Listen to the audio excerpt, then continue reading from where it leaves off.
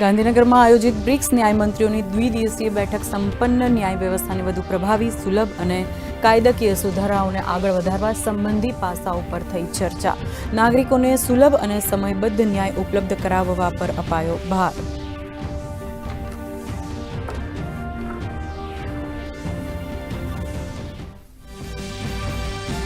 રાજ્યસભાની ગુજરાતની 4 બેઠક પર 19 જૂને યોજાશે ચૂંટણી. રામ મોકરિયા, નરહરી અમીન, શક્તિસિંહ ગોહિલ અને રમીલા બારા જૂનમાં થશે સેવા નિવૃત્ત.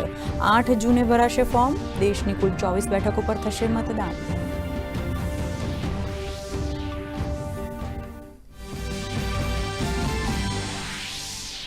અમદાવાદ ઇન્ટરનેશનલ એરપોર્ટ પરથી ઝડપાયો 20 કરોડ રૂપિયાથી વધુ કિંમતનો ગાંજો. એક મુસાફરની ધરપકડ. ટ્રોલી બેગમાંથી 19 પેકેટ જપ્ત. ગેરકાયદેસર હેરાફેરી બદલ આરોપી સામે એનડીપીએસ એક્ટ હેઠળ હાથ ધરાઈ કાયદેસરની કાર્યવાહી. ગિફ્ટ સિટીને વૈશ્વિક નાણાકીય કેન્દ્ર બનાવવા સાયપ્રસ ભારતને આપશે સહયોગ. સાયપ્રસના રાષ્ટ્રપતિના ભારત પ્રવાસ દરમિયાન બંને દેશો વચ્ચે ઉચ્ચ શિક્ષણ, તાલીમ, સુરક્ષા સહિતના ક્ષેત્રે થયા સમજૂતી કરાર. પીએમ મોદીએ કહ્યું, સાયપ્રસ ભારતના શિપિંગ અને દરિયાઈ ક્ષેત્રોમાં કરશે રોકાણ.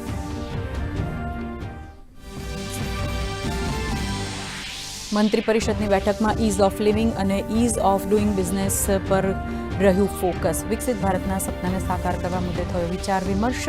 કેન્દ્રના મંત્રીઓ વચ્ચે શ્રેષ્ઠ કાર્ય પદ્ધતિઓની થઈ આપ-લે.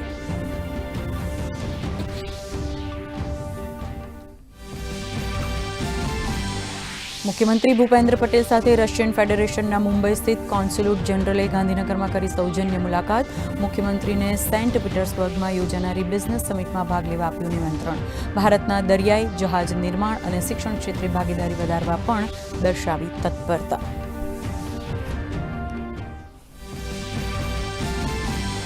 રાજકોટ જિલ્લાના ઉપલેટા અને ધોરાજીના વિકાસને મળશે નવી ગતિ. કેન્દ્રીય મંત્રી મનસુખ માંડવિયાએ રસ્તા, પાણી અને સ્ટ્રીટ લાઇટ સહિત ₹18 કરોડના વિવિધ વિકાસ કાર્યોનું કર્યું લોકાર્પણ.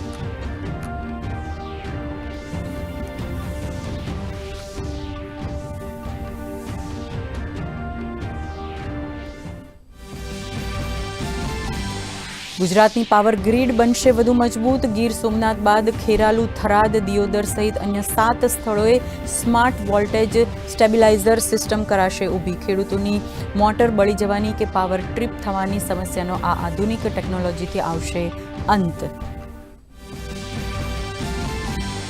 અને રાજ્યના અનેક શહેરોમાં ગરમીનો કેર. સુરેન્દ્રનગર અને અમદાવાદમાં ગરમીનો પારો 43 ડિગ્રીને પાર. રાજકોટ 42.9 ડિગ્રી તાપમાન સાથે ગરમીથી શેકાયું. તો દેશમાં ગરમીનો પ્રકોપ યથાવત. હવામાન વિભાગે પૂર્વ ઉત્તર પ્રદેશ, પૂર્વ મધ્યપ્રદેશ અને વિદર્ભ માટે ગરમીનું રેડ એલર્ટ કર્યું જારી. અને આજે આંતરરાષ્ટ્રીય જૈવ વિવિધતા દિવસ. ગુજરાત ધરાવે છે સમૃદ્ધ વારસો. કચ્છના લખપતથી ગુનેરી રાજ્યની પ્રથમ બાયોડાયવર્સિટી હેરિટેજ સાઇટ જાહેર. ડાંગની વનરાજી અને વિશિષ્ટ જૈવ વિવિધતા વૈશ્વિક સ્તરે બન્યું આકર્ષણનું કેન્દ્ર.